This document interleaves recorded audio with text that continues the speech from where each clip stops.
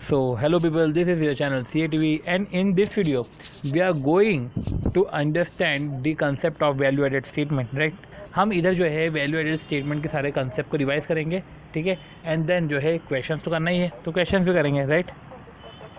But समझने की बात यह है कि इधर जो है सबसे पहले हम सारे कंसेप्ट को गो थ्रू कर लेंगे एंड देन फिर हम जो है इसके क्वेश्चन पे मूव करेंगे। इम्पॉर्टेंट सी बात यह है कि भाई अपनों को पता है कि यार सब कुछ इसमें रिकन्सिलेशन ये सब कैलकुलेट होता है, तो बिना ज़्यादा इंट्रोडक्शन दिए मैं स्टार्ट करता हूँ।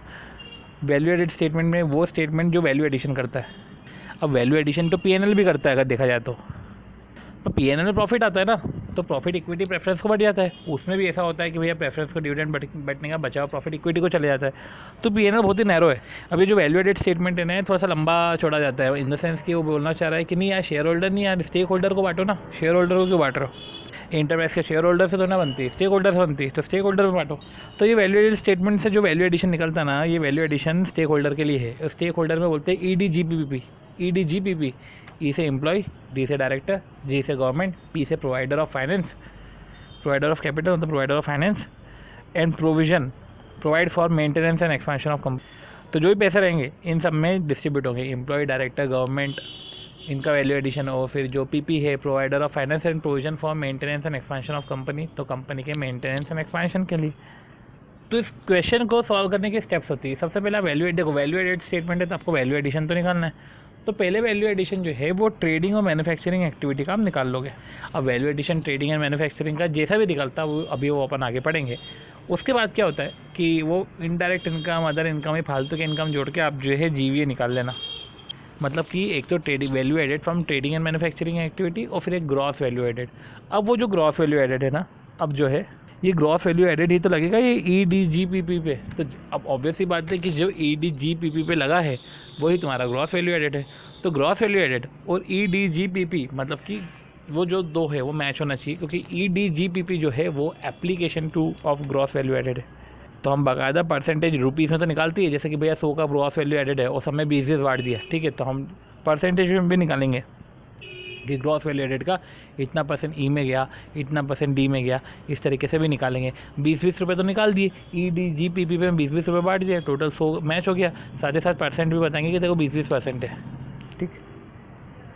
तो स्टार्ट करते हैं। इंपॉर्टेंट ये है कि value added from trading and manufacturing activity कैसे निकालें। अब ट्रेडिंग एंड मैन्युफैक्चरिंग एक्टिविटी ना, तो निकालो चलो value addition from trading and manufacturing activity. अब सबसे पहले ए आइटम और बी आइटम है, ए माइनस बी करेंगे। ए में क्या होता है, ए में इनकम है, बी में कॉस्ट ऑफ बिम्स है। तो कॉस्ट ऑफ बिम्स मतलब bought in material and services है, तो और ए में जो है इनकम है, और ऑब्वियसली बात है इनकम में से एक्सपेंडिचर माइनस करोगे तो ही तो आएगा वैल्यू एडिशन। अब इनकम कैसे होगी, एक तो तुमने सेल कर दिया उससे इनकम हो जाएगी, राइट। और सेल भी जो है ना वो नेट होती है ना, तो नेट रेवेन्यू फ्रॉम ऑपरेशन बोलो, ठीक। तो नेट सेल होती है, नेट पे डॉट है, वो डॉट कुछ इंडिकेट करता है, क्या है समझो। मैंने नेट सेल बोला है, नेट सेल मतलब ऑब्वियस बात है सेल में से डिस्काउंट माइनस करो, सेल्स रिटर्न माइनस करो। तो सेल्स टैक्स है, डिस्काउंट है, सेल्स रिटर्न है, सब माइनस करो। वो लिखा है सेल्स टैक्स है पर वो है GST, मतलब सिंपल सी बात है जो रिकवरेबल टैक्स है, माइनस करो ना यार, वो सेल्स का थोड़ा ना पार्ट है। सेपरेटली कलेक्ट करते हैं, कलेक्ट करने के बाद दे देते हैं, तो ये सेल्स में मत जोड़ो, ठीक है। तो नेट कर दो, तो तुमको वहाँ से इनकम हो गई और डायरेक्ट इनकम हो गई। अब देखो डायरेक्ट इनकम बोला, अदर इनकम नहीं बोला, समझो। अदर इनकम बोलते तो अदर इनकम को मतलब इनडायरेक्ट इनकम होता है। डायरेक्ट इनकम कब से होने लग गई भाई? अगर मैं बोल रहा हूँ अदर इनकम है तो अदर इनकम का मतलब डायरेक्ट इनकम तो होगा नहीं ना। अदर इनकम मतलब इनडायरेक्ट इनकम है, वो नीचे जुड़ेगा, है ना। ये जब तुम्हारा आ जाता है एक तरीके से, जब इनकम आ जाती है तो उसमें एक्सपेंडिचर माइनस करोगे, और एक्सपेंडिचर कितना माइनस करोगे आप भी। एक्सपेंडिचर में मैं बोलता हूँ पासर। पासर मतलब क्या, प्रोडक्शन एक्सपेंडिचर। ए से एडमिन एक्सपेंडिचर, एस से selling and distribution expenditure, S से शॉर्ट टर्म फाइनेंस एक्सपेंडिचर, और आर से जो है recovered taxes. Recovered taxes 1 second, तो जो मैंने अभी बात करी सेल्स टैक्स की, उस पर डिबेटेबल है, उस पर एक क्वेश्चन हमको देखना पड़ेगा। अब हम समझेंगे कि भैया उधर सेल्स टैक्स क्यों लिखा है, ठीक है। तो उधर सेल्स टैक्स पे मैं अभी रेड मार्क कर लेता हूँ। अब देखो ये करने के बाद इनडायरेक्ट इनकम आ जाएगी अपनी। देखो ये हमने करा कैलकुलेट, रिकवर्ड टैक्सेस, ये पासर वासर करा हमने। पासर के बाद value added from trading and manufacturing activity आ गया, तो ये तो करना था हमको, value addition from trading and manufacturing activity.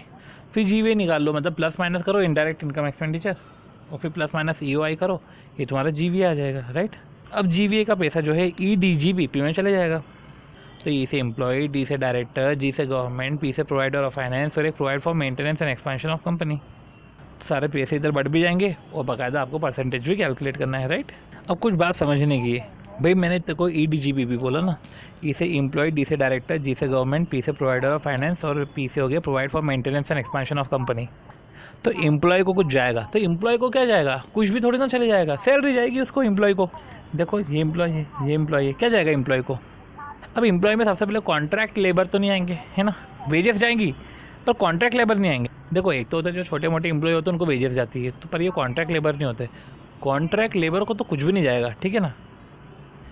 ये जो बटोर के रखा है, ये जो वैल्यू एडिशन है, वैल्यू एडिशन इनके लिए है, ठीक है, रादर देन किसी दूसरे। इन वैल्यू एडिशन का एप्लीकेशन इनके लिए है, राइट। तो क्या भैया, सैलरी चले जाएगी, वेजेस चले जाएगा, स्टाफ वेलफेयर एक्सपेंडिचर। अब भैया वेलफेयर हो रहा है, staff welfare expenditure, staff cost, gratuity, PF, ये सही सब जाएगा भैया, तुम कंट्रीब्यूशन भी तो कर रहे हो। तो ये जो भी खर्च है, ये जो GVS है, मतलब कि एक तरीके से मान लो GVA गुल्लक हो गई, उसमें से ये सब जाएंगे, ठीक है। ये हो गया हमारा। तो आप वैल्यू में निकाल लेना और फिर परसेंटेज निकाल लेना कितना परसेंटेज GVA का है। ये हो गया हमारा एम्प्लॉय। फिर हो गया डी से डायरेक्टर, डायरेक्टर को क्या पे होगा, रेम्यूनरेशन पे होगा। देखो रेम्यूनरेशन सीटिंग फीस है ना, वो सीटिंग फीस भी जाएगी। जी से गवर्नमेंट है, गवर्नमेंट को क्या जाएगा मैं को बताऊँ, जब रिकवर टैक्सेस आपने पहले ही माइनस करवा दिए तो ये रिकवरेबल टैक्सेस आ जाएंगे। अब इरिकवरेबल टैक्सेस कौन से होते हैं भाई, कोई से XYZ लोकल टैक्स लगा दे जो रिकवर नहीं कर पा रहे हैं, सेस वेस लगा दिया है, वो इधर आ जाएगा, पर GST VST थोड़ी ना आएगा, है ना। तो देखो एक तो बोला है टैक्सेस में इरिकवर्ड टैक्सेस इधर आएंगे।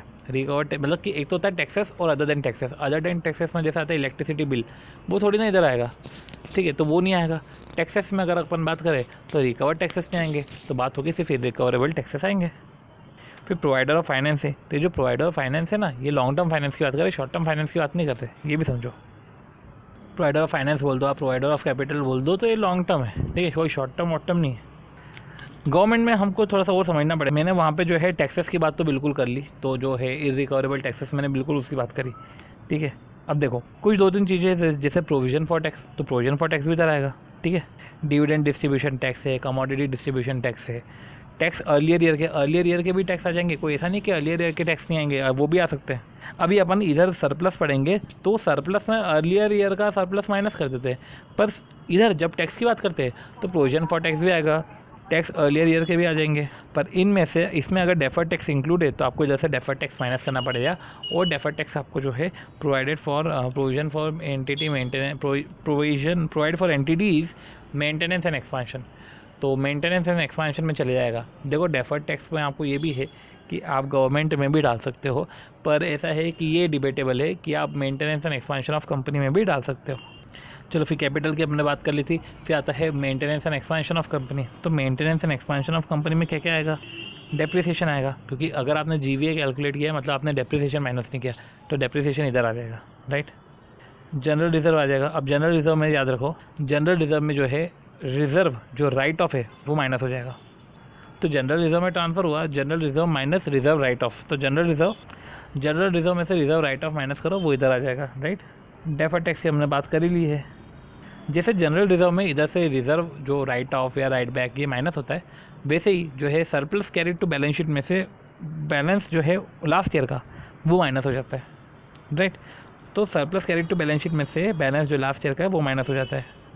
जनरल रिजर्व की तो बात कर ही ली, रिजर्व राइट ऑफ हमने माइनस कर दिया।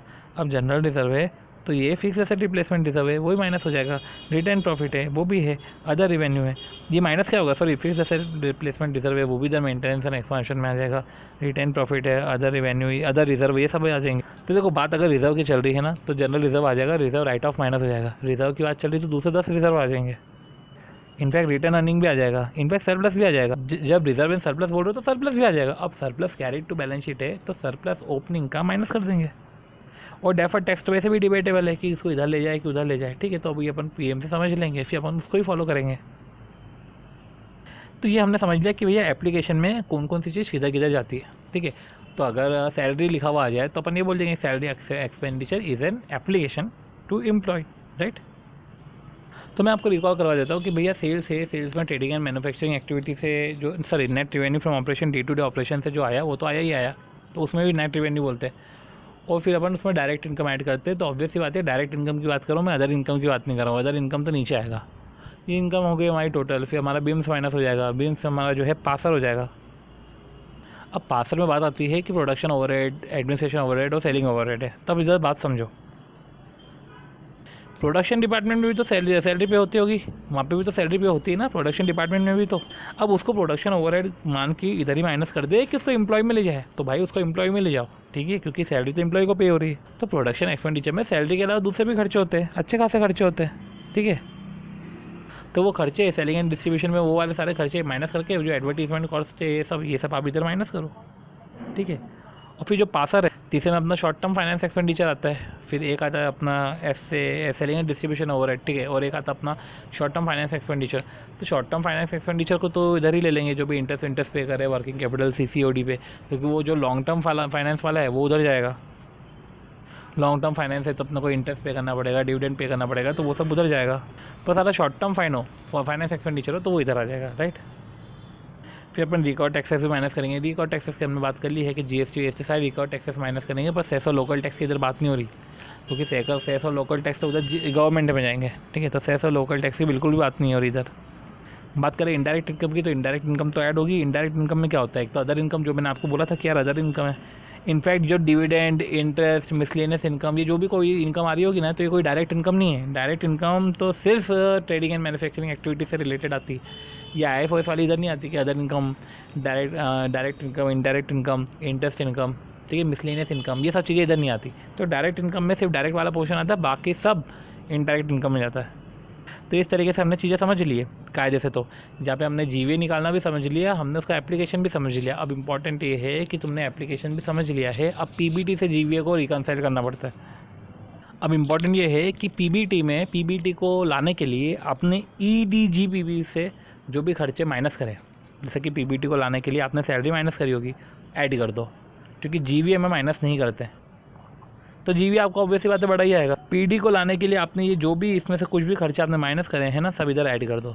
जैसे PBT से आने के लिए आपने डेप्रिसिएशन माइनस करा होगा, तो उसको ऐड कर दो। एम्प्लॉय से बात करते हैं, एम्प्लॉय में आपकी एम्प्लॉय कॉस्ट आपने माइनस करेंगे, ऐड कर दो। डायरेक्टर कॉस्ट आपने माइनस करेंगे, ऐड कर दो, राइट। तो हमारा एम्प्लॉय कॉस्ट आ गया, डायरेक्टर कॉस्ट आ गया। अब गवर्नमेंट के रिस्पेक्ट में भी कोई से चीज़ें आपने माइनस करी होगी क्या? देखो, गवर्नमेंट में आते हैं इरिकवरेबल टैक्सेस, तो आपने लोकल टैक्स ये सब माइनस करे होंगे, तो भैया ऐड कर दो।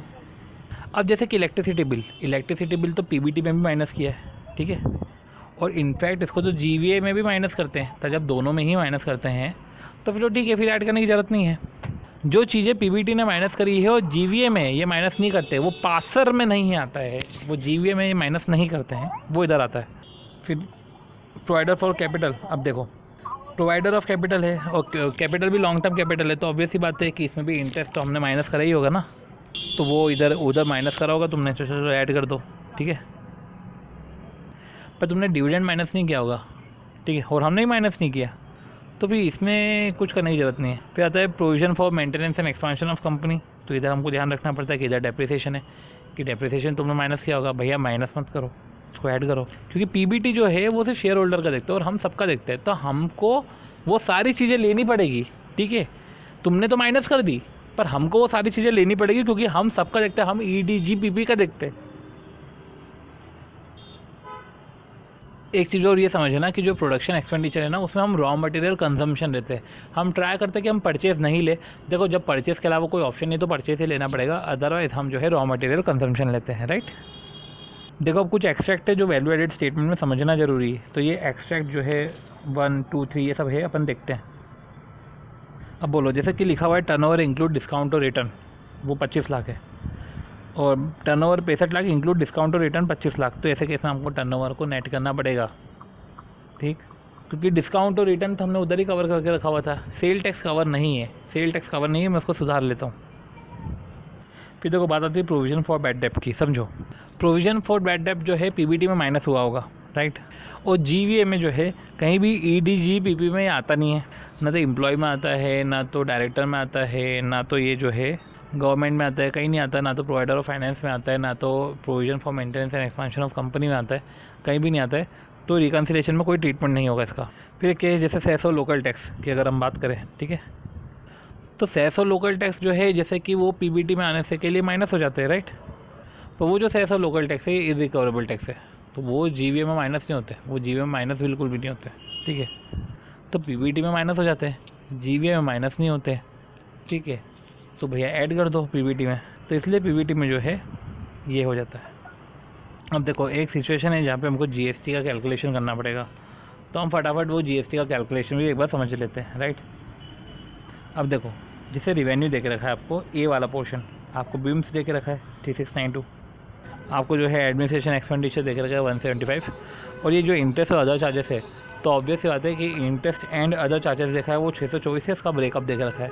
ये जो इंटरेस्ट है, ये इंटरेस्ट ऑब्वियस सी बात है कि शॉर्ट टर्म इंटरेस्ट होगा। तो 624 में जो है बैंक ओडी है, इंटरेस्ट ऑन फिक्स लोन है, interest on working capital loan है, ठीक।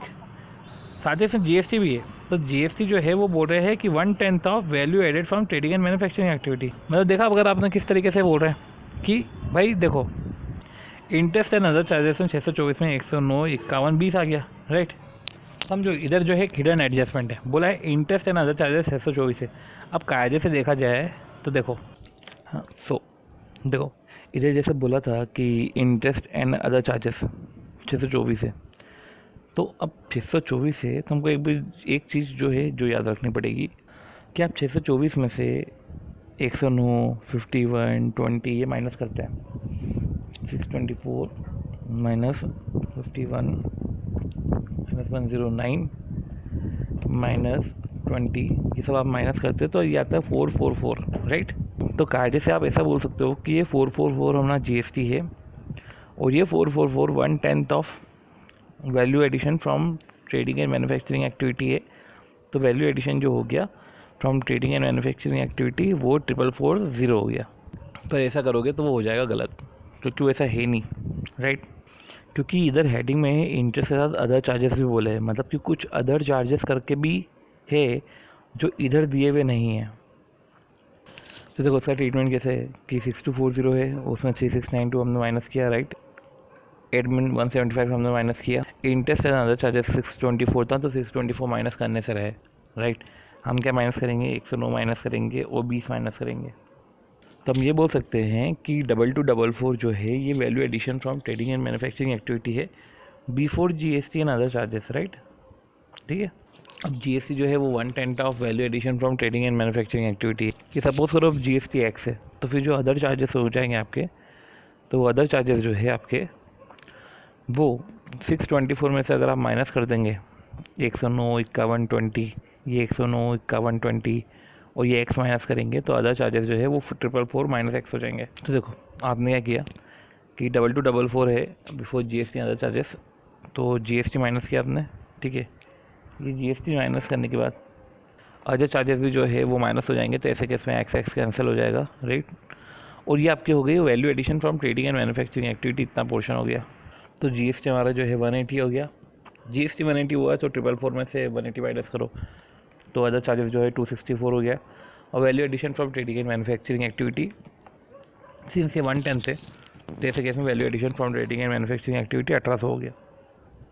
ये इधर भी है कि रिवेन्यू दे के रखा है, बीम्स दे के रखा है, एडमिन दे के रखा है, वही इंटरेस्ट एंड अदर एक्सपेंडिचर है जो याद रखना पड़ेगा कि अगर आप देखो तो before GST and other charges 12480 है, उसमें से आप माइनस करोगे 7384, 350 माइनस करोगे 218, 102 तो माइनस करने से रहे, 40 माइनस करोगे, ये हमने माइनस किया 4488 आया, राइट।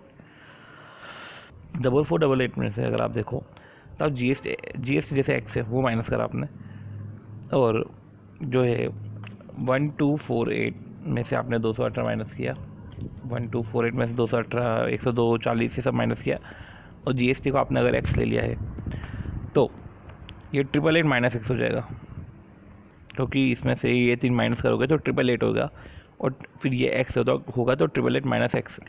तो इस तरीके से ये इक्वेशन बनी, ये 110 है, एक्स निकल जाएगा इससे, जीएसटी है, एक्स है हमारा जीएसटी। अगर एक्स 360 है तो सिंपल सी बात है 888 माइनस एक्स 528 हो जाएगा। एक अच्छा क्वेश्चन ये भी था कि जैसे क्वेश्चन में देखे रहेंगे जैसे कि एडमिनिस्ट्रेशन एक्सपेंडिचर है, वर्किंग नोट 2 है, ठीक है। तो ऐसा बोल के रखा है कि एडमिनिस्ट्रेशन एक्सपेंडिचर वर्किंग नोट 2 दे के रखा है, और कितना है 6.12, और वर्किंग नोट 2 में ना एडमिनिस्ट्रेशन एक्सपेंडिचर में इंक्लूड करके रखा है ये सब चीज़ें। तो आपको ये लगेगा कि यार 6.12 है तो ये इन तीनों से मैच हो जाना चाहिए। अपन दिमाग थोड़ा ना लगाते कि ये तीन जो है यही एडमिनिस्ट्रेशन एक्सपेंडिचर है, पर जब आप इन तीनों का टोटल लगाओगे 1 लाख 2.2 2.5, तो आपको लगेगा कि ये जो तीन चीज़ें हैं, ये तीन चीज़ें 6.12 से मैच नहीं हो रही है। तो आपको ध्यान रखना कि भैया एडमिनिस्ट्रेशन एक्सपेंडिचर 6.12 है और वर्किंग नोट में पूरी पूरी डिटेल नहीं देके रखी, क्योंकि बोला एडमिनिस्ट्रेशन एक्सपेंडिचर इंक्लूड, ये थोड़ा ना बताया है कि क्या क्या चीज़ें हैं, उसकी इंक्लूड करके बताया। ये थोड़ा बताएंगे कि भैया हो सकता है कि उन्होंने कम बताई हो, तो ये कम है। अगर आप देखो 1 लाख प्लस 2.2 प्लस 2.5 कितना है, 1 लाख प्लस 2.2 प्लस 2.5, ये है हमारा 5.7 और ये है हमारा 6.12। तो आपको इन चीज़ों का ध्यान रखना पड़ेगा, क्योंकि ऐसी चीज़ों में ब्लफ हो जाते हैं। और ये क्वेश्चन अभी हमको दिखेंगे, अभी हम जब क्वेश्चन करेंगे हमको ये दिखेंगे सारे क्वेश्चन। अब देखो देखो ये समझो, द फॉलोइंग डाटा जो है हैप्पी लिमिटेड के रिस्पेक्ट में दे के रखा है। ये स्टेटमेंट ऑफ पी.एन.एल है, जिसमें इनकम और एक्सपेंडिचर की बात करके रखी है। तो इनकम है, एक्सपेंडिचर है, फिर आखिर में पीबीटी आएगा, प्रोविजन आएगा, पैट आएगा और क्रेडिट बैलेंस एज पर लास्ट बैलेंस शीट दिखा रहा है। अब देखो, अगर आप देखोगे तो अदर इन्फॉर्मेशन में ऑपरेटिंग कॉस्ट के बारे में बोल के रखा है और एडमिनिस्ट्रेशन एक्सपेंसेस के बारे में बोल के रखा है। ठीक, देखो इसको मार्क कर लो। फिर अगर आप बात करें तो इंटरेस्ट कॉस्ट के बारे में भी कुछ बोल के रखा है एंड कैपिटल स्ट्रक्चर में इक्विटी और प्रेफरेंस है। तो पहले तो हमको जीवीए निकालना है और कैलकुलेट करने हैं फॉलोइंग रेशियोज। ठीक है, आपके सामने आपका फॉर्मेट रेडी होना चाहिए। देखो जैसे कि हमको पता है कि ए माइनस बी करते हैं तो value addition from trading and manufacturing activity आता है। ए में अपनी सेल्स होती है, बी में अपना बेम्स होता है जिसमें पासर होता है। ठीक है, production administration SND, short term finance expenditure, और अपना जो है आर से क्या रहेगा, रिकवर्ड टैक्सेस। ठीक है, ये हम बोल सकते हैं पास्ट होना चाहिए। ठीक है, टैक्सेस हो गए। तो हम देखते हैं, देखो अगर इधर बात करें तो सेल इन्होंने लेके रखी वही 2380। ठीक है, अदर इनकम देके रखी, मैंने बोला अदर इनकम है। ठीक है, ये कोई वो इनकम नहीं है, डायरेक्ट इनकम नहीं है, ये अदर इनकम है। ये value addition from trading and manufacturing activity के नीचे आएगा, तो आप नीचे ही शो कर दो। ये देखो इन्होंने इधर नीचे शो करा। फिर बात आते हैं कि प्रोडक्शन एडमिनिस्ट्रेशन एस.एन.डी ओवरहेड। तो पहले अपन ऑपरेटिंग कॉस्ट देखते हैं, क्योंकि ऑपरेटिंग कॉस्ट करके तो कोई हेडिंग नहीं है। ऑपरेटिंग कॉस्ट के अंदर जाएंगे तो आपको मटेरियल मिल जाएगा। ठीक है, वेजेस सैलरी हम डिडक्ट करने से रहे, लोकल टैक्सेस हम डिडक्ट करने से रहे क्योंकि वो गवर्नमेंट में जाएगा, और अदर मैन्युफैक्चरिंग एक्सपेंडिचर है तो हम सिर्फ यही दो पिक करेंगे, यही दो इन्होंने पिक करे। एडमिनिस्ट्रेशन एक्सपेंडिचर में भी अगर आप देखोगे तो डायरेक्टर रेम्यूनरेशन लेने से, ऑडिट फीस ले लेंगे, प्रोविजन फॉर डाउटफुल डेब्ट ले लेंगे, अदर्स ले लेंगे, ये इन्होंने लिया। इंटरेस्ट कॉस्ट में भी अगर आप देखोगे 215 है, तो 10% डिवेंचर लेने से रहे, टेम्प्रेरी बैंक ओवरड्राफ्ट ले लेंगे। बस ये आपका जीवीए आ गया, राइट। जीवीए है तो आप एप्लीकेशन में निकालोगे, एप्लीकेशन में अमाउंट के साथ साथ आपको परसेंटेज भी निकालना है। अब वो बोल रहे हैं कि GVA to material cost ratio निकालो। मतलब क्या, GVA to material cost ratio मतलब क्या, जीवीए अपॉन मटेरियल कॉस्ट, ऐसा? हाँ, तो ऐसा ही होता है। तो जीवीए आपका कितना है, जीवीए आपका 1165 है, तो जीवीए अपॉन मटेरियल कॉस्ट तो 1220, तो ये हो गया हमारा। तो अगर अच्छा रहेगा ये, इसका मतलब ये है कि मटेरियल यूटिलाइजेशन पॉलिसी आपकी अच्छी है। ये भी आपने निकाला जीवीए टू एम्प्लॉय कॉस्ट। ठीक है, ये आपने कंपेयर करा। ठीक, तो अब ये अच्छा रहेगा तो जैसे ऊपर मटेरियल यूटिलाइजेशन पॉलिसी अच्छी है, मतलब लेबर की प्रोडक्टिविटी है या पॉलिसी अच्छी है। जीवीए टू सेल्स रेशियो है, अगर ये अच्छा है मतलब कि सेल्स पॉलिसी अच्छी है। अब GVA to capital employed ratio, अगर ये अच्छा है मतलब कि तुम्हारा जो है आप इफिशिएंटली यूटिलाइज कर रहे हो कैपिटल को। ठीक है, अब बात कैपिटल एम्प्लॉयड की, तो कैपिटल एम्प्लॉयड में क्या क्या लोगे, तीनों ले सकते हो आप। ठीक है, तीनों क्या है, इक्विटी, प्रेफरेंस, रिटेन अर्निंग, तो ठीक है, आप डिवेंचर भी तो ले सकते हो, वो भी तो कैपिटल एम्प्लॉयड है।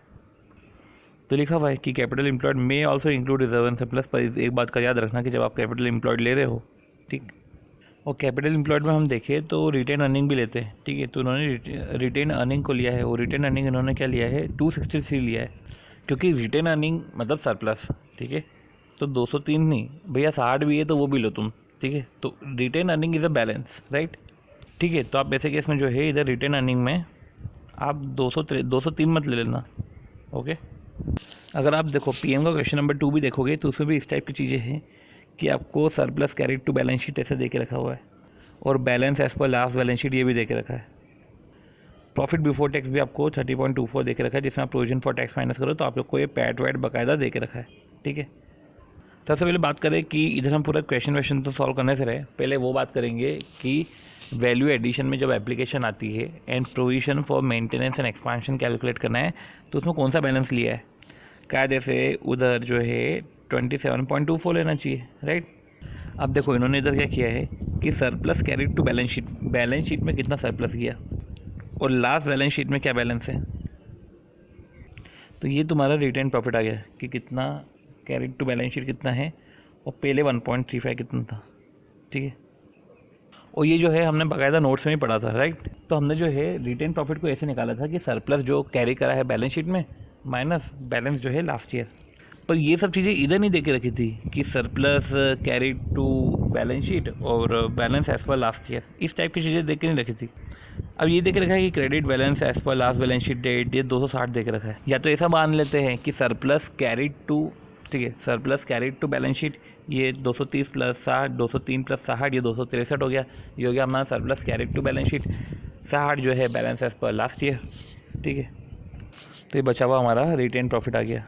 बाकी जो अपन ने कंसेप्ट की बात करके रखी थी कि जो रिज़र्व है उस रिज़र्व में से राइट बैक रिज़र्व माइनस कर देंगे, तो वो भी ये है 24.30 में से 0.46 माइनस करो। तो इस टाइप की आपको चीज़ें इधर मिलने वाली कि 24.30 में से 0.46 माइनस किया आपने, क्योंकि राइट बैक हो गया, रिटेन प्रॉफिट हमने निकाल लिया, राइट। और cost of bought in material services में अपना पूरा पास्ट आ जाता है। फिर एक हमारा वैल्यू एडेड स्टेटमेंट आता है, वो वैल्यू एडेड स्टेटमेंट और एक और आ रहा है।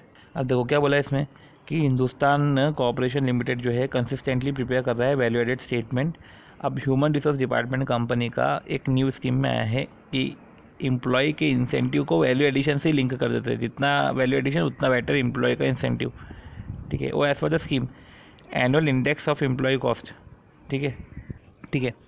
तो as per the scheme an annual index of employ cost to value addition annually, employ cost to value addition जो है percentage of employee cost to value addition round off to nearest whole number shall be prepared for last 5 years and the best index out of the result of the last 5 years shall be selected as target index।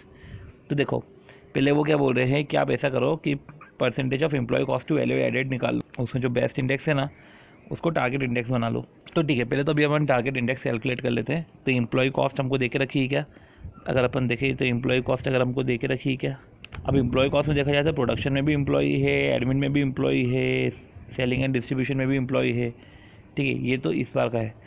पर अगर अपन पिछले 5 साल की बात करें, पिछले 5 साल में ऐसे एम्प्लॉय कॉस्ट दे के रखा है, ठीक है। एम्प्लॉय कॉस्ट और वैल्यू एडेड कितना है अगर हम देखें तो ये दे के रखा है।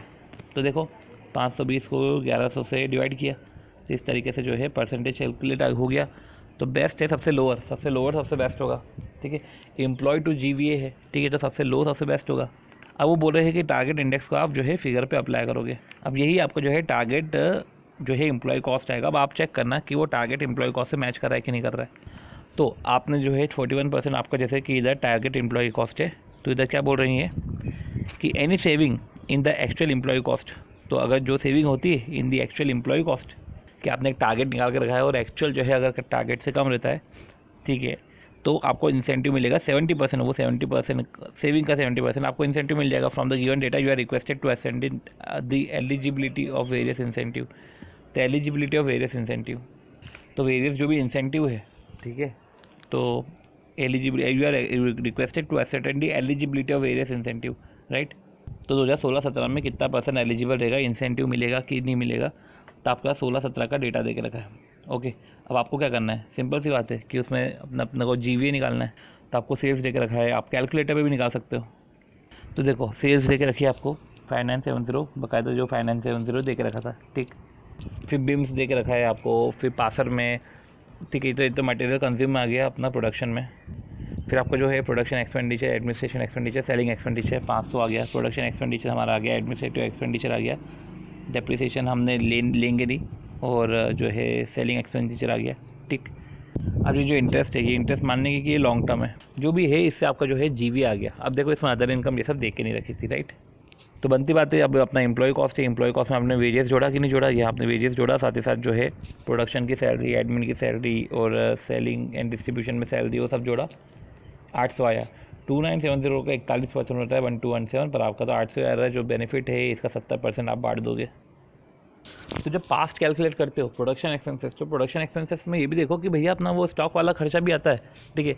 ऑब्वियस रहता है रॉ मटेरियल कंज्यूम अपना प्रोडक्शन एक्सपेंडिचर में ही आता है, ठीक है। कुछ दूसरे खर्चे भी होते हैं पर रॉ मटेरियल कंजम्पशन भी इधर ही आता है। फिर अगला आप क्वेश्चन देखो, तो डिवाइन कॉर्पोरेट है वो प्रिपेयर कर रहा है वैस, ठीक है, पास 5 ईयर से human resource manager of the company suggested करा है कि आप इंट्रोड्यूस करो एक इंसेंटिव स्कीम एम्प्लॉय को मोटिवेट करने के लिए। तो बेस्ट इंडेक्स परफॉर्मेंस, तो ये तो employ cost to value added for the last 5 year, ठीक है। उसमें से जो है आप टारगेट इंडेक्स निकालो, ठीक है।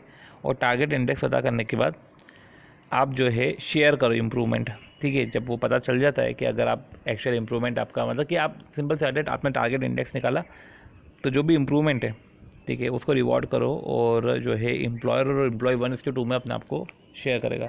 तो 70% नहीं बोलते 1:2 है, ठीक है। तो bonus is given at the end of the year. तो मेरे को बताओ कि पहले अपन पास्ट 5 ईयर्स का निकाल लेंगे, राइट। पास्ट 5 ईयर्स से अपन टारगेट इंडेक्स निकाल लेंगे। इधर अगर हम देखें तो 40% जो है हमारा वो टारगेट इंडेक्स है। अब आपको क्या करना है, सिर्फ वैल्यू एडेड स्टेटमेंट निकालना है। तो वैल्यू एडेड स्टेटमेंट हम फटाफट निकाल लेते हैं कि सेल्स लेस रिटर्न, देखो सेल्स लेस रिटर्न, ठीक है। तो हमने लिया 13,600, ठीक है, 13,600 हमने लिया, ओके। वो भी ले लो सारा।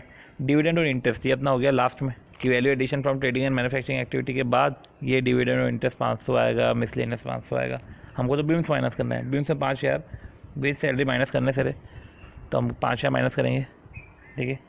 1400 माइनस करेंगे और वेजेस एंड सैलरी लगे हाथ हम एप्लीकेशन में डाल देंगे, ओके। तो एडमिनिस्ट्रेशन एक्सपेंडिचर है, तो सैलरी और एक्सपेंडिचर इधर भी आता है। तो सैलरी जो है आपने उधर डाल दी, ठीक है। और एक्सपेंडिचर जो 600 है आपने इधर डाल दिया, एक्सपेंडिचर जो आपका है 600।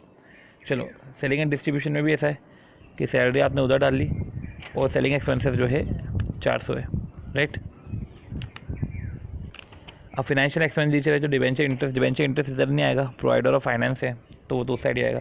डेप्रिसिएशन 1520, ये maintenance and expansion of company में आएगा। अब आती बात प्रॉफिट बिफोर टैक्सेशन, इससे हमको कोई मतलब नहीं है।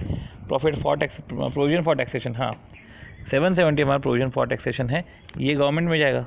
Even provision for tax for earlier years भी जाता है। हमने देखा था कि प्रोविजन फॉर टैक्सेशन तो जाते ही जाता है, earlier year tax of earlier year भी जाता है।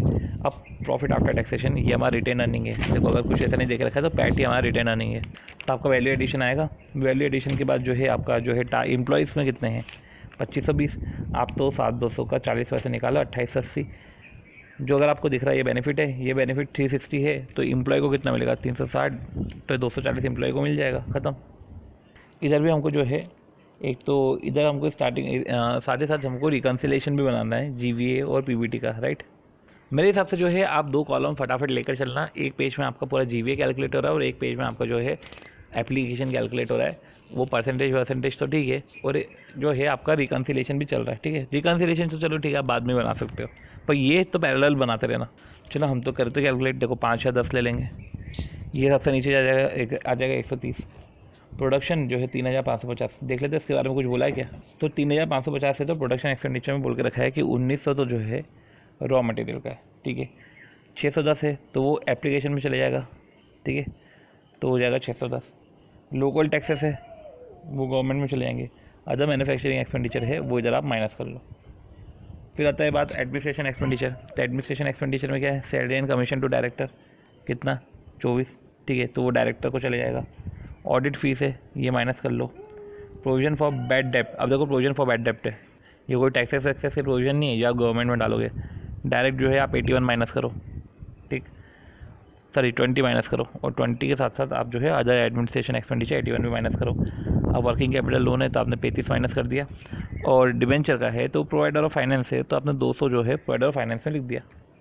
तो ये पूरा है आपके दिख रहा है कैलकुलेट हो गया जीवी आपका जो है इधर पीबीटी से ये भी कैलकुलेट हो गया वैल्यू एडिशन, ठीक है। अब देखो इसमें इंपॉर्टेंट क्या है, इसमें एक चीज़ और समझो। अब बोल के रखा है balance carried to balance sheet 60 है और क्रेडिट बैलेंस एज पर लास्ट बैलेंस शीट डेट। अब इधर ये जो है इसका डिफरेंस आएगा 20, ये 20 आपका रिटेन प्रॉफिट आएगा। देखो ये लिखा है retained profit. Transfer to general reserve हम लेंगे ही लेंगे। Maintenance and expansion of company, अब maintenance and expansion of company देखो प्रेफरेंस डिविडेंड में तो 100 हम प्रोवाइडर ऑफ फाइनेंस में लिख देंगे, इक्विटी डिविडेंड भी हम प्रोवाइडर ऑफ फाइनेंस में लिख देंगे, पर जो रिटेन प्रॉफिट था वो हमको लिखना ज़रूरी था, और जो है डेप्रिसिएशन तो लेंगे रिजर्व भी लेंगे, ठीक है। तो इस तरीके से हमने जो है ये कैलकुलेट किया। अब हमको क्या है, हमको बाकायदा जो है अब कैलकुलेट करना है पीबीटी से जीवीए पे आना है। हमारा जीवीए 2260 है, ठीक है, और पीबीटी कितना है, पीबीटी कितना है, ठीक है, ये है 800, राइट, ये 800 देख रखा है, ठीक है, ये 800 देख रखा है। अब पहुँच जाओ, पीबीटी बहुत ही नैरो है, ठीक है, जीवीए वास्ट है। ठीक है। जीवीए में जो चीज़ माइनस नहीं करके रखी है वो इधर है। हो सकता है पीबीटी ने इनमें से कुछ सी चीज़ माइनस करके रखी होगी, अब ऐड कर दो। तो पीबीटी हमारा कितना है, अगर आप देखोगे पीबीटी हमारा 800 है। देखो एम्प्लॉय कॉस्ट को तो माइनस किया होगा तो ऐड कर दो, ठीक है ना। तो 800 प्लस 610 कर दो। सैलरी ये भी ऐड कर दो। लोकल टैक्सेस ऐड कर दो। इनकम टैक्स, अब प्रोविजन फॉर इनकम टैक्स है, क्या करेंगे इसका ऐड कर देंगे। पर पॉइंट है कि जब हमने पीबीटी निकाला है तो फिर इनकम टैक्स भी ऐड करना, ठीक है। तो ये ऐड नहीं करेंगे। इंटरेस्ट ऑन डिबेंचर है, ये 200 ऐड कर दो। बाकी प्रेफरेंस डिविडेंड ये ऐड करने से रहे, ये भी ऐड करने से रहे। अब बचता है डेप्रिसिएशन, ये डेप्रिसिएशन जो है हम ऐड कर देते हैं, ठीक है। तो 2260 आ गया, वो इस तरीके से हमारा ये कैलकुलेट हो गया। तो रिकन्सिलेशन आपको समझ में आ गया कैसे बनाना है। पीबीटी में जो चीज़ माइनस है उसको वापस से ऐड कर लो, क्योंकि जो है जीवीए पीबीटी से हमेशा बड़ा ही रहेगा, क्योंकि जीवीए जो है, जीवीए की जो गुल्लक है वो बहुत सारे लोगों को पे करती है। तो पीबीटी की गुल्लक जो है वो सिर्फ शेयर होल्डर को पे करती है। फिर अगला क्वेश्चन जो है अगर हम बात करें तो वही टारगेट एम्प्लॉय कॉस्ट का है, ठीक है। तो वही टारगेट इंडेक्स कैलकुलेट करना है हमको और टारगेट एम्प्लॉय कॉस्ट कैलकुलेट करना है। ये सब था क्वेश्चन। अगला ये क्वेश्चन है, ये क्वेश्चन बहुत ही डायरेक्ट दे के रखा है, इसमें सिर्फ जो है 21,250 का ही एडजस्टमेंट है, ठीक है। अब देखो इधर 21,250 बोल के रखा है, उसमें सब बोल के रखा है कि 82,8,250, ठीक है। 8250 जो है आपका वेजेस है, तो ठीक है उतना हम माइनस कर देंगे। जीएसटी की बात है तो ये लोकल टैक्स नहीं है, सेल्स टैक्स नहीं है, ठीक। तो ये रिकवर टैक्सेस में चले जाएगा, पर रिकवर टैक्सेस में मतलब कि वो पास्ट में चले जाएगा। देखो इधर आ रहा होगा जीएसटी, देखो इधर आ गया।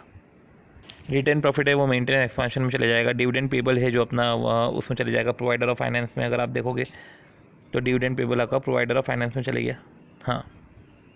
और प्रोविजन फॉर टैक्स है जो 320 है, ऑब्वियस बात है वो जो 320 है वो 320 आपको गवर्नमेंट में जाएगा। तो डायरेक्ट सा क्वेश्चन था, ईजी सा क्वेश्चन था। अब हम जो है दूसरा क्वेश्चन करते हैं। अगला क्वेश्चन देखा जाए तो अगला क्वेश्चन वही है कि हमको टारगेट इंडेक्स पे कैलकुलेट करना है,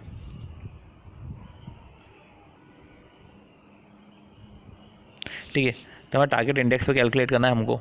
तो टारगेट इंडेक्स कैलकुलेट करना है, हम कैलकुलेट कर लेंगे। इस टाइप की चीज़ें हम कर चुके हैं और जो बेनिफिट है वो 2/3 बढ़ जाएगा सब में। वापस जो अगला क्वेश्चन है वो टारगेट इंडेक्स पे और जो है 2/3 जो है सेविंग जो बढ़ जाएगी, ठीक है। वो भी तो हमारी आरटीपी के तो सारे क्वेश्चन ओवर होते हैं, राइट। जो है अब मई 21 की भी आरटीपी एक बार देख लेते हैं, राइट। ओके, तो मई 21 की आरटीपी में भी ऐसा कुछ खास नहीं है, क्योंकि हम देखो तो ठीक है प्रोडक्शन एक्सपेंडिचर के कंपोनेंट दे के रखे होंगे। हमको जो है प्रोडक्शन एक्सपेंडिचर के कंपोनेंट को ऐड करना है, तो ठीक है। एडमिनिस्ट्रेशन एक्सपेंडिचर में 9 माइनस कर दिया है, क्योंकि 9 हो सकता है वो सैलरी वैलरी हो, ठीक है। तो इस तरीके से जीएसटी भी दे के रखा है, अदर इनकम भी दे के रखा है, तो ऐसा कुछ खास नहीं है। आरटीपी, हाँ, ये रिटेन प्रॉफिट में से वो जो बैलेंस है कि balance carried to balance sheet और उसमें से माइनस कर दो जो है ओपनिंग बैलेंस है, वो है वो इंपॉर्टेंट है, वो उन्होंने करके रखा है। तो इसका सॉल्यूशन देखे तो ऐसा कुछ लग नहीं रहा है, कुछ भी ऐसा खास नहीं है, ठीक है। अदर टैक्सेस है, अदर टैक्सेस तो ठीक है वो टैक्स तो जाएगा। अब देखो इसमें इंपॉर्टेंट ये, तो चलो मैं रिकन्सिलेशन देख रहा था, ये रिकन्सिलेशन तो नहीं देखना था। हाँ, आप तो पीबीटी से जो है वैल्यू एडेड पे आते हो रिकन्सिलेशन में। इधर समझो क्या है डेफर्ड टैक्स इधर डाल के रखा है इन्होंने, मेंटेनेंस एंड एक्सपांशन में डाल के रखा है। तो हम तो ऐसा करेंगे कि डेफर्ड टैक्स को मेंटेनेंस और एक्सपांशन में ही डाल देंगे, राइट। अब देखो मेंटेनेंस एंड एक्सपांशन में डाल के रखा है, तो उन्होंने एक चीज़ हमको जो समझनी पड़ेगी कि गवर्नमेंट वाले केस में इन्होंने अदर टैक्सेस में से 98 में से 55 माइनस किया है जो रिटेन प्रॉफिट था, और इनकम टैक्स 27 है, वो तो माइनस यही किया है। तो ये वाली चीज़ हम लिख लेते हैं, एक बार हम उसको क्वेश्चन से देख लेते हैं कि क्वेश्चन में क्या ऐसा था कि उन्होंने ऐसा एडजस्टमेंट करा। ओके, वो जो 55 है ना, 55 रिटर्न अर्निंग नहीं है, वो टैक्स इंक्लूड जीएसटी है, वो जीएसटी था, वो जीएसटी के 55 लाख माइनस करे थे, ठीक है। टैक्स इंक्लूड जीएसटी, और प्रोविजन फॉर टैक्स देख रखा है 30, उसमें टैक्स इंक्लूड जीएसटी तो है ही है, और charges for taxation include a transfer of 3 lakh of, ठीक है, 3 lakh to the credit of deferred tax account. ऐसा करते हैं कि इस क्वेश्चन को हम सॉल्व भी कर लेते हैं, ठीक है। ये क्वेश्चन सॉल्व भी कर लेते हैं, आरटीपी का क्वेश्चन है, ठीक है। तो आप देखो 890 आप इधर ले लोगे, 55 आप अदर इनकम में ले लोगे, प्रोडक्शन एंड ऑपरेशन एक्सपेंडिचर में बोल के रखा है 641 का ये ब्रेकअप दे के रखा है। ओके, इधर दे के रखा है टैक्सेस, चलो ठीक है। तो 293 हमने माइनस कर दिया, 59 हमने माइनस किया, 82 तो जाएगा नहीं, ठीक है। 82 हमारा उधर चले जाएगा, टैक्सेस जो है 98 हमारा जो है गवर्नमेंट में चले जाएगा। फिर आती है बात कि एडमिनिस्ट्रेशन एक्सपेंडिचर 33 है, 33 का ब्रेकअप देखो, और अदर मैन्युफैक्चरिंग एक्सपेंडिचर 109 है, तो अदर मैन्युफैक्चरिंग एक्सपेंडिचर 109 है, तो 109 भी हम माइनस कर देंगे। अब जो है एडमिनिस्ट्रेशन एक्सपेंडिचर इंक्लूड, अब देखो इधर जो मैं आपको बोल रहा था कि 33 है, उसमें बोल रहे इंक्लूड 9 और 6.3, तो 9 और 6.3, तो ये इसका टोटल 33 नहीं होता है, ठीक है। तो 33 में से आप तो सिर्फ 9 माइनस करो तो आएगा 24 आप माइनस करो पूरा का पूरा एडमिनिस्ट्रेशन में, ठीक है। फिर इंटरेस्ट है 29 है, इसमें वर्किंग कैपिटल का माइनस कर दो आप 29 में से 10, 8 और 2, ये माइनस मत करो, 10, 8 और 2, ठीक है। ये अपना उधर जाएगा प्रोवाइडर ऑफ फाइनेंस में। अब ये हो गया हमारा पूरा ख़त्म। डेप्रिसिएशन है, डेप्रिसिएशन मेंटेनेंस एंड एक्सपांशन में चले जाएगा। प्रोविजन फॉर टैक्स 30 है, 30 में क्या बोल रहा है उसे 3 lakh to the credit of deferred tax account. ये बोल रहे हैं कि जो 30 है ना, 30 में से 3 तो credit of deferred tax account, तो ठीक है। तो बचे हुए 27, तो बचे हुए 27 आपने पे करे हैं, तो आप वो माइनस करोगे, गवर्नमेंट में ले जाओगे 27, ठीक है। तो जो 98 है वो क्या है फिर? अब भैया जो 98 है वो तो अलग है ना सीन। वो 98 जो है वो प्रोडक्शन वाले खर्चे हैं, उसमें जो है 55 लाख का जीएसटी है, तो उसमें से 55 माइनस करके जीएसटी को इधर ले लेंगे, राइट। तो इस तरीके से कैलकुलेट कर लोगे, ईजी क्वेश्चन था, ठीक है। कुछ अच्छे पॉइंट आपको एमटीपी में, अभी एमटीपी की बात करो, चलो स्टार्टिंग से हम एमटीपी कैलकुलेट करते हैं सॉल्व, ठीक है। चलो एमटीपी करते सॉल्व। तो ये तो इकोनॉमिक वैल्यू एडेड का, ये तो हमको करना बचा हुआ है, ठीक है। लीव एंड कीवर्ड्स मॉडल है वो भी बचा हुआ है। ये देखो ये हमको कैलकुलेट करना है, ये हमको करना है क्वेश्चन, अप्रैल 19 का क्वेश्चन था, ठीक। कुछ नहीं है, जो 2-3 चीज़ों का हमको ध्यान रखना पड़ेगा कि balance carried to balance sheet 120 है और credit balance as per the last balance sheet देख रखा है, तो 40 रिटर्न अर्निंग में जाएगा, देख लो, ठीक है। यही गया है, ओके। बाकी ऐसा कुछ इसमें खास नहीं था, ठीक है, ऐसा कुछ इसमें खास नहीं था, सब चीज़ें नॉर्मल ही थी इसमें भी। और जो है वैल्यू एडिशन में हमको और देखना पड़ेगा। देखो इधर एक और क्वेश्चन है, अच्छा, ये फॉलोइंग इन्फॉर्मेशन मनप्रीत की दे के रखी है, ये सारी इन्फॉर्मेशन दे के रखी है, ठीक है, ओके। हमको वैल्यू एडेड स्टेटमेंट निकालना है एंड इट्स एप्लीकेशन, ऑब्वियस बात है एप्लीकेशन भी निकालेंगे। अब वैल्यू एडेड पर एम्प्लॉय निकालेंगे कि तो जो भी वैल्यू एडिशन है डिवाइड बाई 87 कर देंगे, ठीक है। और एवरेज अर्निंग पर एम्प्लॉय निकालेंगे। अब देखो वैल्यू एडिशन बोला है, अब एवरेज अर्निंग पर एम्प्लॉय बोला। अब एवरेज अर्निंग का मतलब क्या पैड बोले क्या एवरेज अर्निंग का मतलब? देख लेते हैं एवरेज अर्निंग का मतलब क्या। एवरेज अर्निंग पर एम्प्लॉय का मतलब होता है कि जिसको सैलरी मिल रही है, employee cost divide by employee, और सेल्स पर एम्प्लॉय है तो सेल्स पर एम्प्लॉय भी निकल जाएगा, ठीक है। इस क्वेश्चन को हम जो है सॉल्व भी कर लेते हैं कि टर्नओवर देखो देख रखा है 2500, प्लांट एंड मशीनरी नेट देख रखा है, मेरे को इससे क्या करना है, मेरे को उससे कोई लेना देना नहीं। डेप्रिसिएशन 132 देख रखा है, वो EDGPP में maintenance and expansion of company में 132 आ जाएगा। डेटा 205 मेरे को उससे कोई लेना देना नहीं है। Dividend to ordinary share holder है, ये प्रोवाइडर ऑफ फाइनेंस में आ जाएगा। क्रेडिटर 180 कोई लेना देना नहीं है। स्टॉक नेट देख रखा है, और ओपनिंग स्टॉक और क्लोजिंग स्टॉक देख रखा है। क्या मैं से रॉ मटेरियल कंज्यूम निकाल लूँ, right. Opening closing raw material purchase, ठीक है। तो जो है 714 में से 60 माइनस करो तो आ जाएगा 654 इन द सेंस, देखो इन्होंने 654 ही लिया है, ठीक है। तो 654 आप जो है माइनस करोगे, ठीक। इसके बाद क्या है, कैश एट बैंक है, मेरे को कोई लेना देना नहीं। प्रिंटिंग स्टेशनरी है, चलो ठीक है, ये अपन ने माइनस कर दिया। ऑडिटर रेम्यूनरेशन है, ऑडिटर रेम्यूनरेशन हमने माइनस कर दिया। रिटेन्ड प्रॉफिट की बात कर रहे हैं। अब रिटेन प्रॉफिट में ओपनिंग बैलेंस दे के रखा है, अभी शांति रखो, ये ओपनिंग बैलेंस दे के रखा है, राइट, अभी भी है।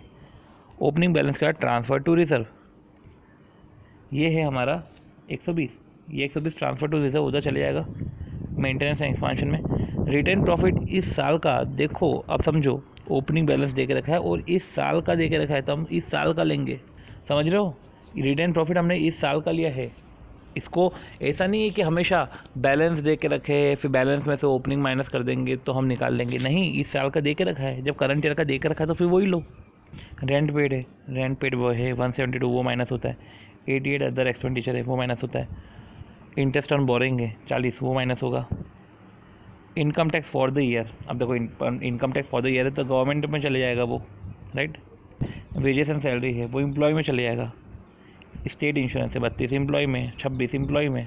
अब देखो इसमें डिस्काउंटिंग एंड रिटर्न्स है 35 के, तो 2500 में से माइनस करो तो 2465 आए, ठीक है। इसमें से जो है 654 तो हम निकाल चुके थे, बाकी प्रिंटिंग एंड स्टेशनरी के 24 माइनस कर दो, -15 कर दो ऑडिटर या रेम्यूनरेशन के, फिर 172 और 88 भी आता है, ठीक है। अब इंटरेस्ट ऑन बोरिंग है, तो इधर तो लॉन्ग टर्म बोरिंग मान लिया, इसको लॉन्ग टर्म बोरिंग माना है तो अपन ने वो लिया, ठीक है। तो आपने इस तरीके से आप एप्लीकेशन भी निकाल दोगे और आप कैलकुलेट कर लोगे, तो ये हो जाएगा हमारा। ठीक है, अगले क्वेश्चन की तरफ बढ़े तो कहाँ है क्वेश्चन, अगले क्वेश्चन कहाँ मिलेंगे हमको।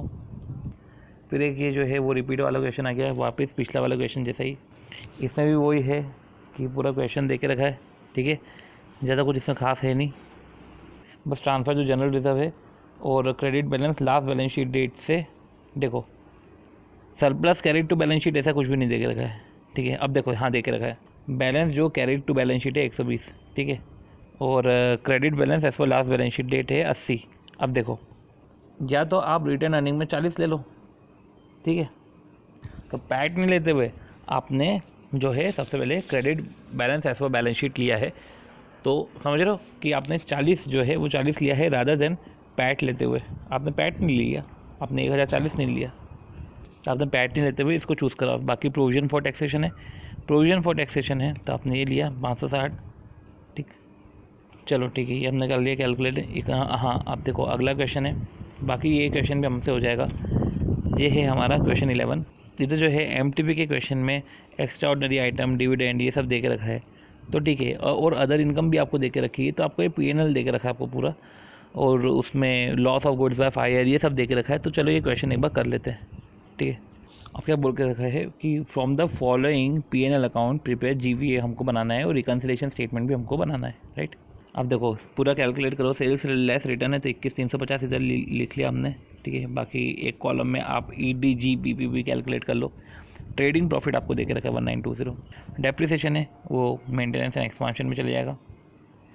इंटरेस्ट है तो इंटरेस्ट में आप देखो क्या बोल के रखा है। ट्रेडिंग प्रॉफिट में भी देखो आप देख क्या बोल के रखा है, पर जो है चलो पहले अपन ट्रेडिंग प्रॉफिट देखते हैं। सैलरी रेम्यूनरेशन तो 3685 हमारा जो है एम्प्लॉय में चले गया, 360 अपना डायरेक्टर में चले गया, 220 हम माइनस कर देंगे, 290 हम माइनस कर देंगे। डेप्रिसिएशन देख लिया है। इंटरेस्ट 140 है, 140 में लोन एंड ओवरड्राफ्ट है, ये कर लिया। ठीक है, interest paid on bank loan and overdraft ये हमने सीसीओडी मान लिया। और इंटरेस्ट रिसीव तो भाई वो तुम्हारी इनकम हो गई ना, तो वो अदर इनकम में डालो 20। फिर तुमको अदर इनकम भी है तो उधर भी 80 मान लो। ठीक है, तो ये जो इंटरेस्ट रिसीव्ड है कायदे से इसको हम डायरेक्ट इनकम में मान सकते हैं। तो अपन एक बार देखते हैं कि इसको डायरेक्ट इनकम में माना है कि नहीं माना है। क्योंकि अगर आपको पता हो कि सेल्स में अपन सेल्स के साथ साथ जो है डायरेक्ट इनकम भी लेते हैं, नहीं ये फाइनेंस इनकम से शो करा है तो एक तरीके से इसको डायरेक्ट इनकम नहीं माना, तो इंटरेस्ट रिसीव को भी डायरेक्ट इनकम नहीं माना, राइट। तो चलो हमने ये देख लिया। फिर प्रोविजन बिफोर टैक्स देख लिया और प्रोविजन फॉर टैक्स देख लिया 688 हमने जो है। अब प्रोविजन फॉर टैक्स है तो गवर्नमेंट को चले जाएगा 688। और एक्स्ट्रा ऑर्डिनरी आइटम हाँ प्रोविजन फॉर टैक्स में थर्ड में हम देखो क्या क्या दे के रखा है। नहीं सॉरी, ये एक्स्ट्रा ऑर्डिनरी आइटम में थर्ड है, देखो ये थर्ड एक्स्ट्रा ऑर्डिनरी आइटम का है। ठीक है, तो क्या देख रखा है एक्स्ट्रा ऑर्डिनरी आइटम में surplus on sale of property and loss on cell by fire. तो ये दोनों एक्स्ट्रा ऑर्डिनरी आइटम है, तो ये 15 डायरेक्ट अपन नीचे माइनस करो। डिविडेंड है, डिविडेंड 340 है। ठीक है, अब देखो प्रोविजन फॉर टैक्स में इनको 4 लिखना था। प्रोविजन फॉर टैक्स में क्या लिखा हुआ था, charge for taxation include a transfer of 1,48,000। ठीक है, इसमें 1,48,000 भी है, तो 688 में से हम 148 माइनस कर देते हैं। देखो ओके, इन्होंने डेफर्ड टैक्स अकाउंट को गवर्नमेंट से ही मान लिया। अगर आप देखो तो टूवर्ड्स गवर्नमेंट इन्होंने पूरा ले लिया इंक्लूडिंग डेफर्ड टैक्स। ठीक है, आप समझो इसमें एक चीज़ और ध्यान रखनी पड़ेगी कि सेल्स जो है, सेल्स का जो ट्रेडिंग प्रॉफिट है वो बोला है कि ट्रेडिंग प्रॉफिट इन सबको चार्ज करने के बाद आया। ठीक है, आप समझो अगर ट्रेडिंग प्रॉफिट इनको चार्ज करने के बाद आया तो कायदे से देखा जाए तो 21,350 में इतना माइनस कर दो तो हमारा ट्रेडिंग प्रॉफिट आ जाना चाहिए, है ना। पर ऐसा तो है नहीं, ये तो जो है 16,795 आया। तो पॉइंट ये है कि बचा हुआ क्या है, तो बचा हुआ मटेरियल कंज्यूम है। ठीक है, तो हमको याद रखना पड़ेगा कि इसमें मटेरियल कंज्यूम का कुछ ऐसा दे के नहीं रखा था। मटेरियल कंज्यूम हमको अलग से निकालना पड़ेगा। अब ये मटेरियल कंज्यूम निकलेगा कैसे, तो देखो समझो सेल्स में से ट्रेडिंग प्रॉफिट माइनस करा तो हमने ये समझा कि हमारा कॉस्ट है 19,430 और 19,430 जो आया है, ठीक है, इसमें ये सब लोग भी है। ठीक है, अब इसमें ये सब लोग भी है, पर हमको ये 3685 चाहिए नहीं, है ना। इस कॉस्ट में हमको 360 चाहिए नहीं, हमको तो 15,385 चाहिए। ठीक है, इन्होंने जो है 15,385 को ही बिम्स ले लिया। अपन होते हैं तो हम क्या करते हैं कि हम बोलते हैं कि हमको ऑडिट फीस भी नहीं चाहिए, क्योंकि ऑडिट फीस एडमिनिस्ट्रेशन वाला है।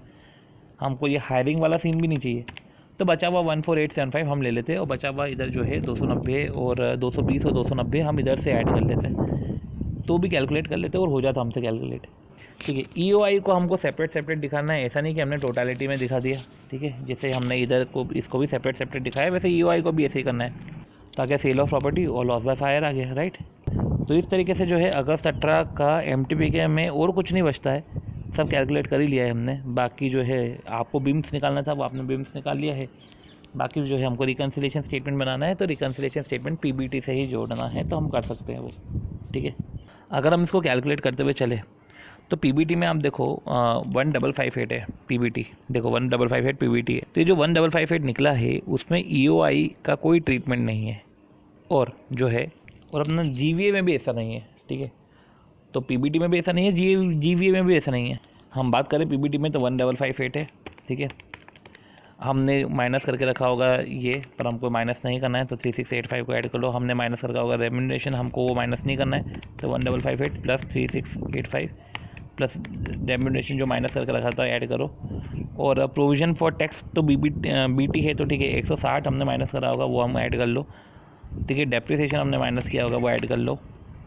ठीक है, तो ये हमारा जो है 6065 आ रहा है। ठीक है, एंड 1 सेकेंड, हम PBT में नहीं लेते, पर हम GVA में तो लॉस लेते हैं, राइट। PBT में हम जो है लॉस को माइनस नहीं करते, पर GVA में तो करते हैं, तो हमको PBT में भी करना पड़ेगा, तभी तो जाके हम GVA पे पहुँचेंगे। ऐसा सोचो, PBT में लॉस माइनस नहीं करते, GVA में माइनस करते, तो भैया GVA में माइनस करते तो इधर भी लो ना, तभी तो आप पहुँचोगे वहाँ पे। तो 15 और माइनस करो, तो इससे आप पहुँच जाओगे। ठीक है, ये हमने देख लिया। बाकी जो है ओके, अब इसमें जो है वैल्यू एडिशन में और क्वेश्चन है। ठीक है, तो बाकी इसमें जो एडजस्टमेंट है वो एडजस्टमेंट ठीक ही है, पर इधर डेफर्ड, जैसे कि इधर डेफर्ड टैक्स अकाउंट है, तो 54,000 to the credit of deferred tax account. अब इसको प्रोविजन फॉर टैक्स में इंक्लूड करा गया है, तो क्या 376 में से 54 जो है वो क्या माइनस करा क्या? तो देखो हाँ माइनस करा, फिर 54 को भी इधर ले गए होंगे। ठीक है, रिटर्न प्रॉफिट निकालना है, तो रिटर्न प्रॉफिट जो है डायरेक्ट देख रखा था रिटर्न प्रॉफिट, तो उन्होंने रिटर्न प्रॉफिट ले लिया। चलो ठीक है, ये हो जाएगा कैलकुलेट, कोई दिक्कत नहीं है। फिर जो बात आती है टारगेट इंडेक्स की, तो ये टारगेट इंडेक्स वाला ही क्वेश्चन लग रहा है, ये टारगेट इंडेक्स वाला क्वेश्चन है। ठीक है, ये भी हो जाएगा। ये भी डिक्टो जो अभी 1-2 क्वेश्चन पहले क्वेश्चन था, कि इसमें भी जो है 45 लाख जो है 45 वाला डेफर टैक्स है, तो डेफर टैक्स इन्होंने माइनस करा होगा कि नहीं करा, एक बार देख लेते हैं कि डेफर टैक्स माइनस करा कि नहीं करा इन्होंने। हाँ करा इधर माइनस, क्योंकि देखो 275 में से 45 माइनस किया तो 230, और डेफर टैक्स इन्होंने सेपरेट शो करके रखा है। ठीक है, ऐसा कुछ खास नहीं है, ये भी डायरेक्ट इजी क्वेश्चन है, ये भी हो जाएगा। अब जो है बाकी जो क्वेश्चन नंबर 18 है, उसमें वैल्यू एडेड स्टेटमेंट और एवरेज अर्निंग पर एम्प्लॉय निकालना है। एवरेज अर्निंग पर एम्प्लॉय हम समझ चुके हैं कि employee cost divide by number of employee करेंगे, तो ये भी हमारा हो जाएगा, ऐसा कुछ खास नहीं इसमें भी। अब देखो बाकी तो चलो ठीक है, ये हो गया हमारा। तो हम ये जो है ये MTP तो जो है सिर्फ ये नवंबर 20 तक की MTP है। ठीक है, तो हमको क्या करना है, हमको मई 21 की भी MTPs देखनी है। हम डायरेक्ट MTP के आंसर्स की तरफ मूव करते हैं और उसमें ही देख लेते हैं कि कैसा किस टाइप का क्वेश्चन है। ओके, तो MTP 1 में तो क्वेश्चन ही नहीं देख रखे, छोड़ो। MTP 2 का जो अगर हम देखें, तो MTP 2 में जो है, अब समझो MTP 2 का क्वेश्चन कुछ लग रहा है, कुछ हद तक ठीक सा क्वेश्चन लग रहा है, वो अपन एक बार देख लेते हैं। जहाँ पे प्रिलिमिनरी एक्सपेंडिचर की बात आ गई है, जहाँ पे loss on sale of property की बात आ गई है, तो एक बार उसको देख लेते हैं। तो MTP 2 के क्वेश्चन को भी हम एक बार देख लेते हैं। ठीक है, ओके, तो 5 का भी है, उसको भी एक बार हम देख लेते हैं, राइट। तो क्वेश्चन में जो है मैं पूरा क्वेश्चन आपको बता रहा हूँ, जिसमें 1454 जो है सेल्स के रूप में हम ऐड कर देंगे, 26 अदर इनकम में इसको हम ऐड कर देंगे, मटेरियल 124 हम माइनस कर देंगे, GST हम माइनस कर देंगे, हम सैलरी तो माइनस करने सर है। ठीक है, तो मटेरियल 1060 हम माइनस करेंगे, GST जो है 124 हम माइनस करेंगे, 38 वो EDGPP में 38 जो है वो ई में चले जाएगा, तो 38 हमने उधर से ले लिया। फिर इंटरेस्ट एंड फाइनेंस चार्जेस की बात करें 14, तो हमने वो माइनस कर दिया। इंटरेस्ट एंड फाइनेंस चार्जेस में सोचना पड़ेगा, उसमें एडजस्टमेंट में बोल के रखा है कि लॉन्ग टर्म में 8 है। ठीक है, और बैलेंस शॉर्ट टर्म है। ठीक है, तो लॉन्ग टर्म में 8 है, बैलेंस में शॉर्ट टर्म है, तो लॉन्ग टर्म में बैलेंस में शॉर्ट टर्म है तो 6 माइनस कर दो, लॉन्ग टर्म में 8 है तो 8 उधर ले लो। डेप्रिसिएशन है, डेप्रिसिएशन अपन ने मेंटेनेंस एंड एक्सपेंशन में ले लिया। प्रोविज़न फॉर टैक्सेशन है, तो अपने गवर्नमेंट में 62 ले लिया। प्रिलिमिनरी एक्सपेंडिचर है 10। अब प्रिलिमिनरी एक्सपेंडिचर 10 दे के रखा है, इसको हम किधर ले, transfer to debenture redemption reserve हमने चलो वो ले लिया 10। डिविडेंड पेड है, हमने इसको प्रोवाइडर ऑफ फाइनेंस में ले लिया, ठीक है। अब ट्रांसफर टू जनरल रिजर्व है, हमने 48 भी ले लिया, transfer to debenture redemption reserve भी हमने ले लिया। अब पॉइंट ये है कि समझो प्रिलिमिनरी एक्सपेंडिचर भी maintenance and expansion of company में आ जाएगा, ओके, ठीक है।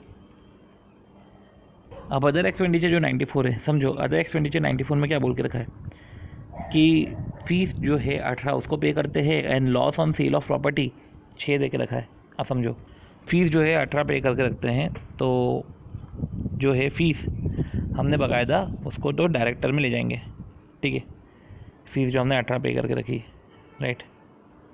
और loss on sale of property fees जो 6 पे करके रखी है, ये 6 तो हम जो है बाकायदा डायरेक्टर में ले जाएंगे, ठीक। पर loss on sale of property 18 उसका क्या ट्रीटमेंट होगा, क्या उसको हम एक्स्ट्रा ऑर्डिनरी आइटम माने कि उसको जो है हम एंटिटी में ले जाए, क्योंकि दोनों चीज़ें हैं। तो देखो एक क्वेश्चन ये था कि loss on sale of property में जो है हमारा सरप्लस था, वो सरप्लस जो 20 है हमने उसको एक्स्ट्रा ऑर्डिनरी आइटम में मान लिया था, राइट। वो सरप्लस जो है ऑन सेल ऑफ प्रॉपर्टी हमने मान लिया था, और ये सिंस ऑब्वियस सी बात है कि हमने जो सरप्लस है वो हमने एक्स्ट्रा ऑर्डिनरी आइटम में जोड़ा, तो वो रिटेन प्रॉफिट में ऐड हो जाएगा। रिटेन प्रॉफिट में ऐड हो जाएगा तो हमारा जो है रिटेन प्रॉफिट एंटिटी का पार्ट हो जाएगा। या तो आप ऐसा कर लो, या तो loss on sale of property को अलग से ही मान लो, आप उसको रिटेन में जोड़ो ही मत।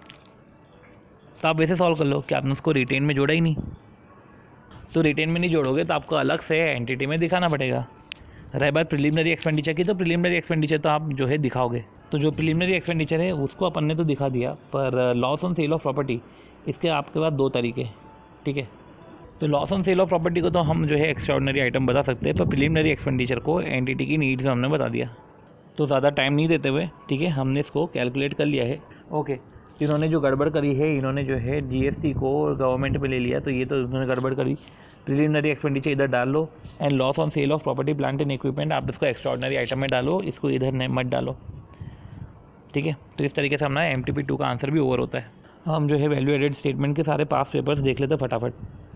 तो इधर अगर हम बात करें तो ह्यूमन रिसोर्स वाला तो ठीक है, बाकी जो है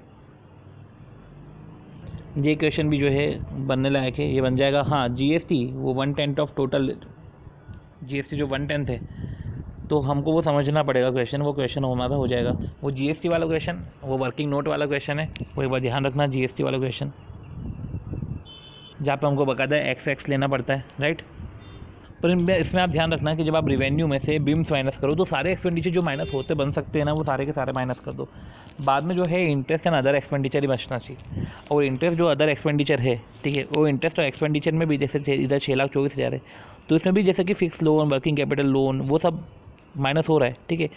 तो ले दे के जो बाकी में बचता है क्या, GST एंड वर्किंग चार्जेस। अब इधर जो है अब आप एक्स लेना आपका बनता है कि आपने इधर एक्स ले लिया, ठीक है। तो इधर एक एक्स लोगे तो अदर चार्जेस में जो है 444 माइनस एक्स हो जाएगा, और इस तरीके से जो है आप एक्स के लिए इक्वेशन पूरी आप सॉल्व करोगे, ठीक है। तो GST को एक्स ले लिया और एक्स क्या है अपना 1/10 है, तो आप टोटल इक्वेशन ऐसी इक्वेशन बनाओगे और आपसे हो जाएगा ये इक्वेशन सॉल्व। बाकी जो है वो employee ratio, material cost ratio, तो वो तो हमने देख ही लिया है, ठीक है, और ये भी हमसे निकल जाएगा। तो इस तरीके से हमारा ये तो ओवर होता है। हम एक बार जनवरी 21 की सजेस्टेड देख लेते हैं। हमने नवंबर 20 तक का तो देख लिया है, हमको सिर्फ जनवरी 21 की सजेस्टेड देखने हैं। और जनवरी 21 के सजेस्टेड में कुछ नहीं था, सिर्फ टारगेटेड टैक्स वाला क्वेश्चन था, रिपीट वाला क्वेश्चन था, ठीक है। तो इस तरीके से हमारा जो है सारा वैल्यू एडेड स्टेटमेंट का ओवर हो जाता है, और हार्डली अपन ने जो है 1 घंटे में सब कवर कर लिया है, ठीक है। जहाँ पे अपन ने मई 17 की MTP से लेके अपने मई 21 तक की MTP को सबका वो कवर कर लिया है, ठीक है। अब आपको क्या करना है, देखो आपको लगेगा कि यार ये पर्टिकुलर जो है बहुत फटाफट चल रहा है और वीडियो और ऑडियो में कभी लैग आ जाए, तो आपका ध्यान पूरा ना PDF पे होना चाहिए, ठीक है। जो मैं आपको बोल रहा हूँ PDF पे होना चाहिए, वो PDF आपके पास डाउनलोडेड होनी चाहिए, और जो मैं बोल रहा हूँ उस ऑडियो पे आपका ध्यान होना चाहिए, तो आपको ऐसे कैसे सब समझ में आ जाएगा। तो हम मिलते हैं हमारे, ठीक है, नेक्स्ट वीडियो में।